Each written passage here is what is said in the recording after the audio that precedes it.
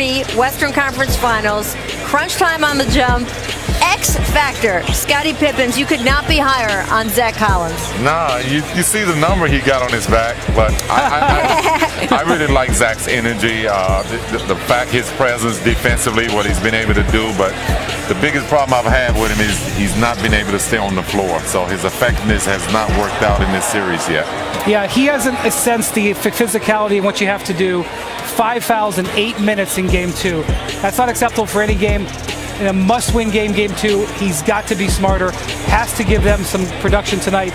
If nothing else, he's just got to give them minutes. Right. They struggle, especially without Nurkic going that deep into their bench. Awesome. All right, next one, we're going to talk a little bit about Andre Iguodala, because we've been talking the last couple days, Scotty. Draymond Green came out and said he thinks that Draymond, is the best defender ever. As you all out there might imagine, one Mr. Scottie Pippen had a few things to say about that. Threw out a few other names from the past. He was too modest to say himself, but we put him in that category. I give Draymond a lot of credit. He does take advantage. Every time that he's on this stage, he puts himself above everybody in the game. But, you know, I heard the comment that Draymond said that he's probably the best player that ever played defense in this league. And I gave him credit, and I said, from a team defensive standpoint, he's up there. I can't say that he's the best, but I could rank a lot of players up there as top defenders in the game. The point you made, which I thought was so good, and another compliment, was that you thought Andre Iguodala, who we've just been showing, where, by the way, he ran down the tunnel saying, "My hands." He was praising his own hands. This is a family show, Brian Windhorst. I am not going to say what he said exactly, but he was so excited about his steal on Damian Lillard at the end of that game, that block steal. You were watching him warm up right now. What do you think of him? Well, I think Draymond, from a individual, a good team defender, but I think Andre Iguodala is a better one-on-one defender. Anytime you see this team playing against a team, the LeBron James or whoever, Kevin Durant, when they played against them a few years back, it's always Andre Iguodala guarding the best offensive players. When you talk about all time, you have to factor in the era.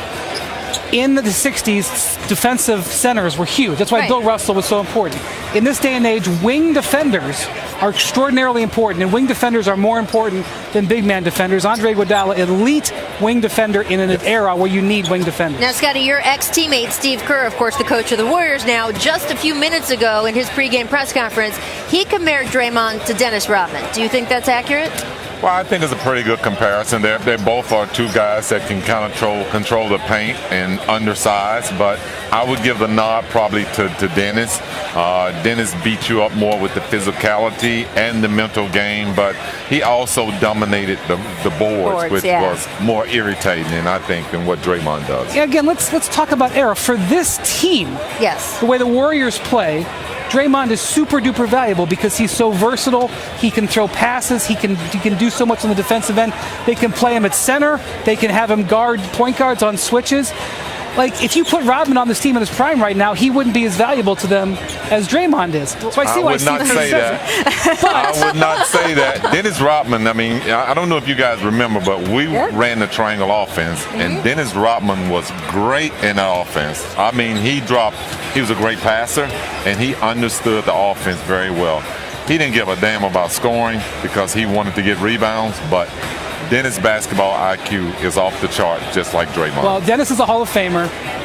Draymond is going to be one of those guys we're going to debate. Absolutely. But he's racking up the rings. He might get there. I was going to say, look, I said he thinks he's the best defensive player in the league. Yeah. Not even in the top 3, though, for the NBA awards. So it's going to be interesting to see how history judges him. I'm sure he knows that. We have had so much fun with the SportsCenter takeover here. We're always honored to be on SportsCenter here at the Jump.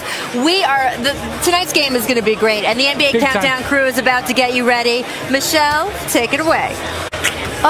Thank you. Welcome upstairs at the Moda Center. The universally admired Chauncey Billups, the widely beloved Jalen Rose, and the next mayor of Milwaukee, Wisconsin, Paul Pierce to my right. My name is Michelle Beadle. Look, here's the deal. By the letter of the definition, it's only a must-win if somebody actually goes on vacations with a loss. But by the spirit of the definition, there's a must-win for the Blazers. Yes? Absolutely. Without a doubt. No question. Definitely big time. We don't disagree up here. Game 3 is crucial.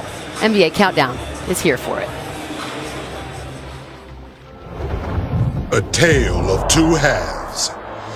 Game 2 was a 48-minute split personality. Step back 3. Got it. Oh, Damian Damian Lillard. Jitters gone and swagger restored, the Trailblazers reversed their Game 1 roles, keeping the Warriors in check until they didn't. Momentum and a double-digit lead. Thanos in a few moments. Golden State back in front. Steph wasn't the only Curry making a splash. Seth Curry from downtown. Seth Curry doing some nice things defensively against his brother. But championship medal snatched the life out of young hustle. Stolen by Iguodala. They stole it, but they earned it down the stretch. If the Trailblazers thought they had the Warriors' number, they miscalculated. And now it's 2-0. Warriors, Blazers. Game 3 next on ESPN. Welcome to NBA Countdown, presented by Mountain Dew. And welcome to beautiful Portland, Oregon.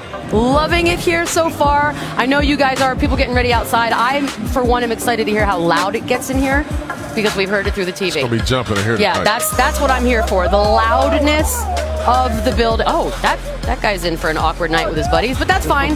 No big deal there. Look, this entire series, it was supposed to be one thing, and really one thing only. It was supposed to be about the backcourts. The Splash Brothers, however, have outscored Damian Lillard and CJ McCollum by a combined 42 points through 2 games. Now, if that's not something that impresses you, perhaps the difference in the restricted area will. Golden State dominated in the paint. Game 2, they outscored the Blazers by 22. Warriors' 3rd largest differential in a playoff game under Mr. Steve Kerr, and it's the best since the 2017 finals. Now, if you're a Blazer fan or you happen to be a Warriors hater, I do have some news for you. Portland, 5-1 in this building right here this postseason. Also, a top 5 record at home during the regular season. And Damian Lillard has gone off, scoring at least 28 in every home game during these playoffs. That is all the optimism, more than I'm used to. Here's CJ McCollum. A win at home. Win at home, that's the biggest thing. And we've gotten blown out. We've blown a lead, so we've kind of experienced both sides of the spectrum. Now it's time to close the game out, execute better, play better for 48 minutes, and feed off our crowd and do what we're supposed to do at home. You mentioned the 48 because they led for 38 of the 48 in Game 2. That's second most leading a game basically all season long that they lost. They led for 41% of the minutes in the series so far, and of course, they're down 2-0. So it felt like a heartbreaker the other night. Even if you weren't invested in that game, it just had that feeling. How do you stay motivated after that? Oh, understanding what's at stake. Because if we all know what's going to happen if they go down 0-3. And I don't want to be standing right here waving a Wally's broom in front of these nice people. Oh, that's a good call. I would not want to be put in that position. And also, it's almost a buzzkill because if you think about it, they got swept out of the playoffs 2 years in a row. And then now you advance. You get some momentum. You have some positive things you can talk about. You make it to the conference final. And then you get swept again. So it's important for them to come out and have a big-time game and win on their home floor. Yeah, it's easy for them to get motivated. They can go back to last game and say, look, we let this get away. We're a great home team. We're coming home. All Golden State did was take care of business. Now it's up to Portland to come home and try to take care of business. But they got to realize that if they're going to get back in this series, they got to win both their home games. But if they're going to win the series, they got to beat Golden State and Golden State eventually. But the important part is just to take care of home right now. Paul, you said something very interesting. Ooh, I was going to say. All the Warriors have done is won 2 games at home. Yeah. That's what good teams are supposed to do. The Blazers haven't lost any tread. They have some encouraging times. Some good things to take away from, especially from Game 2. And you got a ball game here, so you worry about Game 3, period. That's the it. first quarter, period. Let's win the first quarter. As far as who on the Blazers do you expect the most from here at home? And I know we mentioned Damian Lillard. Is that your answer? To be, is that the easy one? It has to be your best player at this point of the season. He's averaging 18 points in this series, yet he's averaged 28 points in his home games during these playoffs.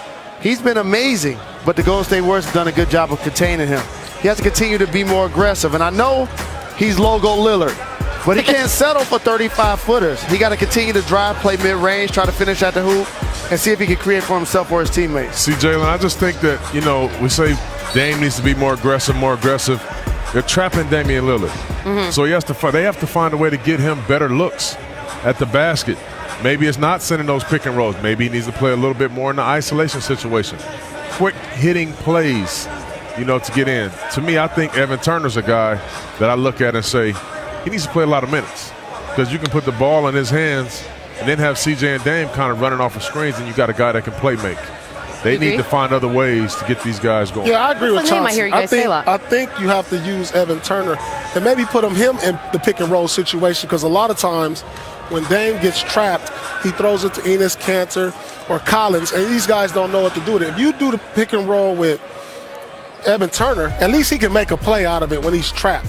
You know, he's a guy, he can get into the mid-range, he can knock down shots, or he can find guys in the corner. So, and another thing is maybe play Dame off the ball. Get him into some dribble, handoff action. You know, he has to get out on the break, get the ball thrown ahead. He has to play with a better pace, because in the half court, it's tough on him while they're trapping him all night long. And you guys are touching on something that's really important. That's productive play up front. So you're talking about Evan Turner, you're talking about Enes Kanter, you're talking about Collins, all not only playing really well, but they got to upend Draymond Green in some way, shape, or form, because he's basically had his way with the players up front. That is true, and been very chill, which is never good if you're the opponent. Look, this is a big deal game, which means we need to bring in a big deal. Oh, hey, Doris, who happens to be downstairs. Hey, TV, what do you have for us? Hey, guys. Well, I'm probably going to reiterate what all three of those men just touched on. If Portland is going to win, they're going to have to figure out the blitzing defense that Golden State is sending at their best players, and that's Damian Lillard. They've got to be able to handle this, because until they prove otherwise, they're going to see constant double teams. And, okay, so Damian gets trapped. He gives it up to the middle of the floor. Al-Farouq Aminu, now you turn. You got a 2-on-1 situation after the second pass. If you don't execute and score, look at the closing ability of the Golden State Warriors. They start to turn the other direction. Some of this, to me, as you see CJ gets away with a backcourt violation, he finally gets it to the second side of the floor. Now you're 3-on-2. Doesn't evolve quickly enough, and boom. And to the guy's point, what a difference when you have a playmaker. This is why they're calling for Evan Turner, because guess what? They have the playmaker in Draymond Green to handle a situation in a numbered after a double team. We saw this constantly. Double team, 2-on-1. Look at this passing between these two guys. Just absolutely incredible. One thing up to note, guys, to your adjustments. Terry Stotts just told us we'd like to use that screener to help Damian. So I don't know if they're going to isolation, but obviously they're thinking about what you guys are talking about. Fair enough. Enjoy the game, Doris. According to Second Spectrum, by the way, Lillard blitzed 19 times in Game 2. That's the most he's faced in any postseason game of his career.